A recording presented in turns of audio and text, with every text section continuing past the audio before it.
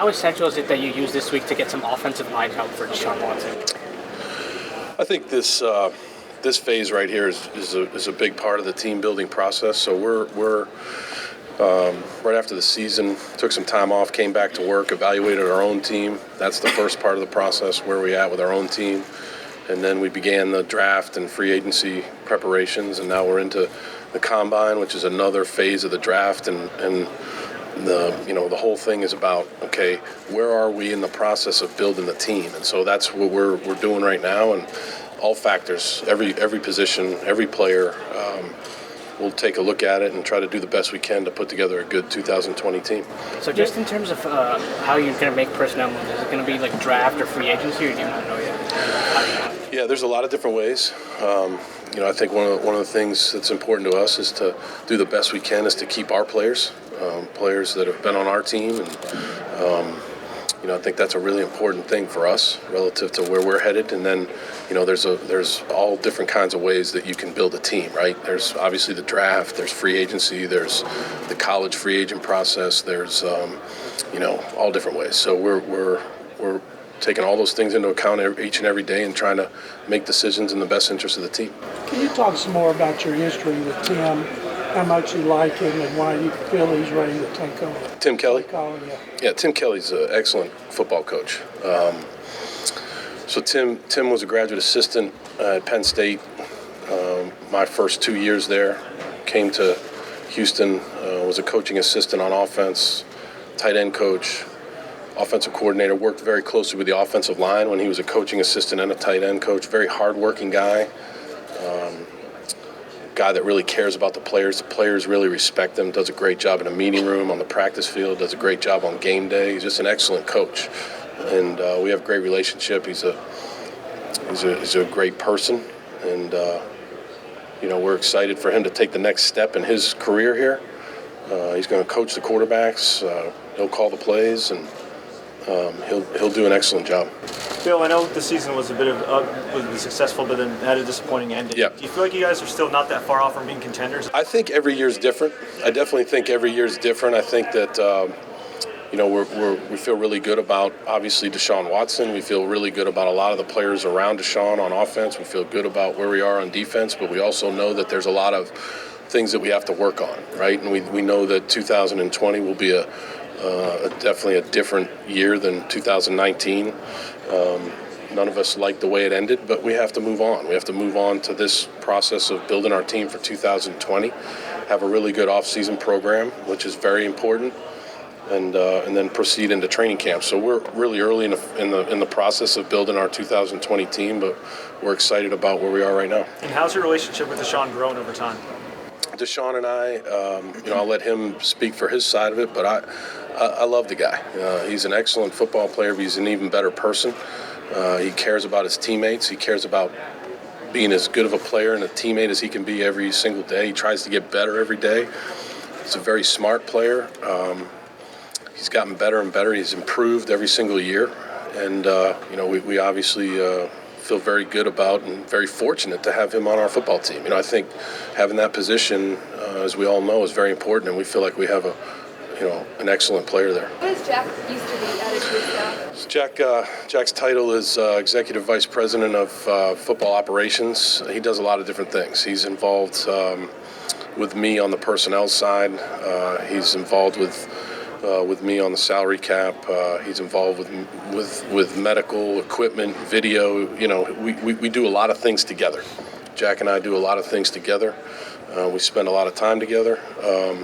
He's a great person, great guy to work with, very, very bright guy. Hopefully everybody gets a chance to meet him someday. But he's been an excellent addition to the organization. Instead of Romeo, considering he's been with Romeo all that time, how does he himself? Was Rabel able to do that? Weave has a great presence. He was a former player and has coached for a long time. He's been in different schemes. He's done an excellent job with our D-line. He's been in front of the unit before because they divide up responsibilities during the week, so he's been in front of the unit before. He's very smart.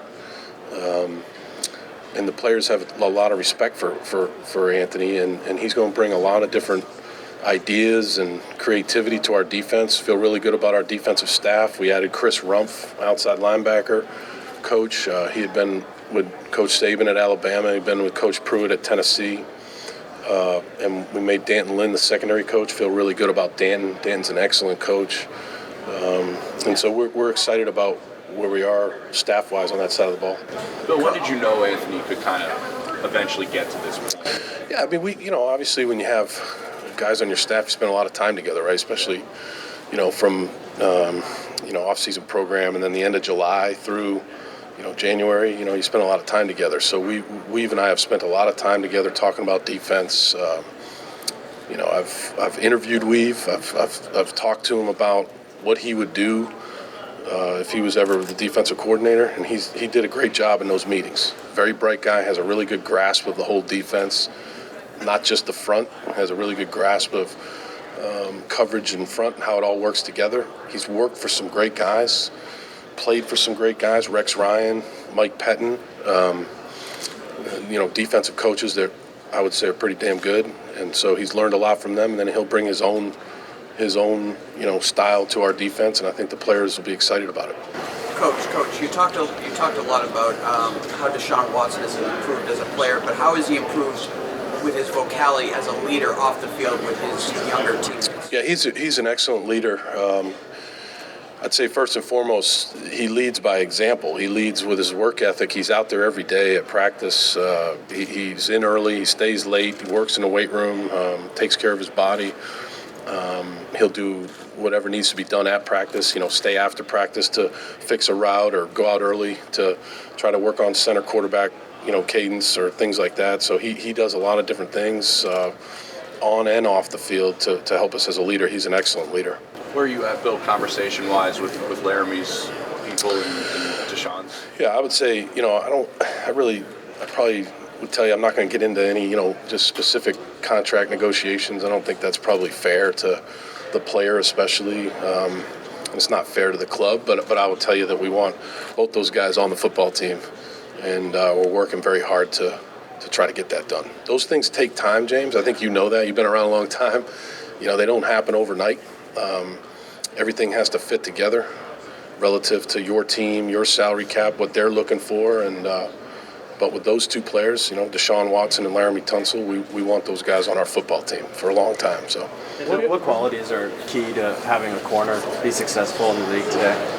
It's a good question. I mean, I think that depends on where you're playing that corner. I think if you're talking about an outside corner, I think you've got to have a guy that has man-to-man capability. I think it's got to be a guy that, obviously has the right skill set of body type, movement skills, ball skills, instincts, and the ability to tackle, the physical nature of the game, the way some offenses are, running the ball to the outside, the way some offenses are putting tight ends on the perimeter now. So I think it's a very difficult position that we're all trying to figure out, who the best guys are to get on your football team that can do a lot of different things. I think the inside position is also a very valuable position, the slot corner. I think that we call it the star. That position is very important too, because that's a guy that, does a lot for you on the inside of the defense, slot covering, slot receivers, doing different things within the front. So I think those are positions that we spend a lot of time talking about and trying to do as good a job as we can in evaluating them. Bill, on game day, you're not having to worry about play calling, even though you'll keep up with it. How does that change your game day role, if at all? I don't think it changes it too much. I think that one of the bigger changes would be between series. I've spent a lot of time with Deshaun and Tim on the offensive line, the running backs, the tight ends, wide receivers on the bench there before we go out for the next series. I think I'm not going to do probably as much of that. I think I'll do more about being able to focus on the whole game and how the game's being played, things like that. But I don't think it changes it too much.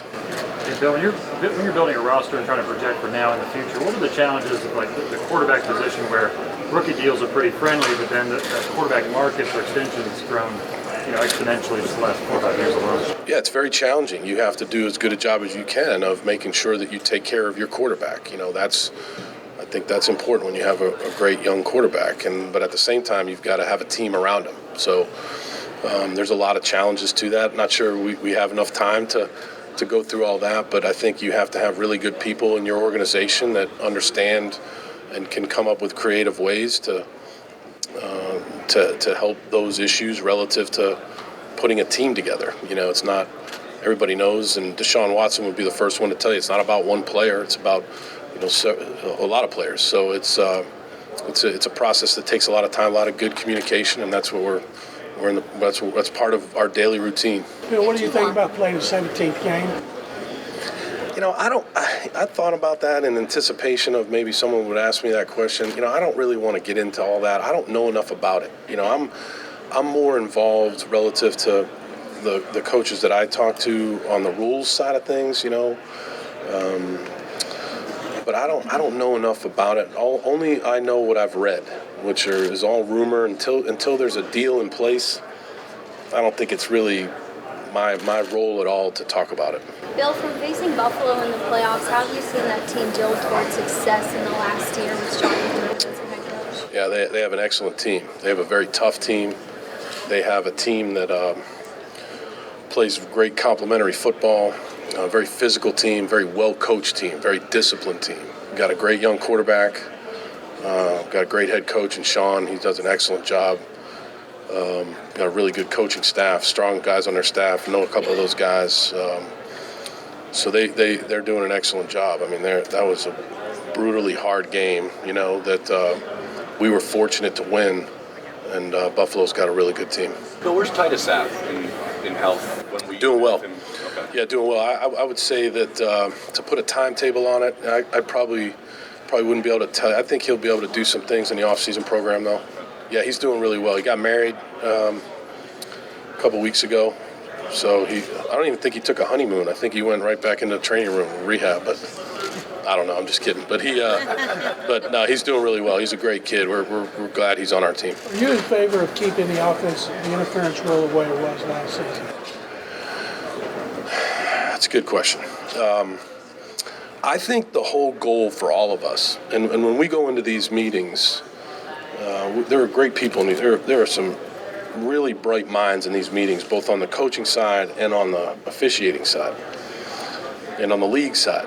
And so what we do is we just got to come together on consistency and what is the standard and what exactly are we looking for, because as coaches, whatever they tell us, we'll coach it well. Like, one of the things that's come up recently, obviously, is like, blindside blocks on special teams, right? And now we coached it, and in my opinion, you see the players reacted very well to that. You see the high screens. You don't see there's still some plays obviously that are bad and we're trying to get all of them out of the game. But you see players, whatever we coach them to do, these players are great. They're gonna do what we coach them to do, and so hopefully we can just keep working to be consistent in how it's all called. When you're looking at running backs, what are some of the qualities you look for? It seems like you've had a lot of different styles of running backs. Yeah, there are different styles, and when you look at this draft, just in my opinion, I mean, I've watched some of the backs, and there's a lot of different styles of backs. You have big backs, you have 250-pound backs, you have backs that are, smaller, really good in the passing game. So it depends on what you're looking for and how you categorize those players on your roster. So, you're looking for a first and second down back, bigger guy that maybe not as much in the passing game, but really good downhill runner, 3-down back that can kind of do it all, 3rd down back. Just depends on how you vision the player and trying to come to a conclusion on how we would use that player. I think that's a big part of this process. Kind of curious, Bill, how you go about this whole combine process with the picks that you have kind of towards the top with the limited. So what's your approach, I guess? Yeah, no, I think that's a good question. I mean, I think we're meeting every day here. We've had several really good meetings here relative to that, where we're at.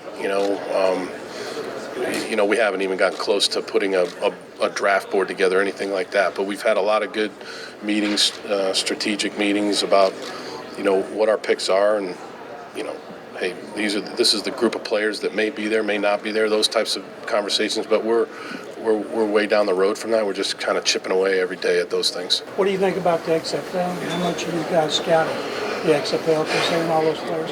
Yeah, I think the XFL's been interesting to watch. I mean, some of the different rules, the kickoff rule, the 1, 2, 3 point, point after rule, watch the Houston team. You know, they're fun to watch. I mean, they have good quarterback. June's doing a good job with that team. You know, I think it's a fun league to watch. I think I'm not sure that I would want the players being interviewed on a sideline in between series. I would probably not like that, and I definitely wouldn't want to be interviewed during the series. I'm sure you would like to see that, but no, I think it's been a good league, and I know Oliver Luck's doing a really good job. They got the right guy in charge of that league because he's such a good guy and cares about the game, and so it's been fun. It's been fun to watch. You guys scouting that? I think I think anytime football's being played, I think any coach would tell you that whether it's CFL, XFL, wherever it is, you know, you're watching those games.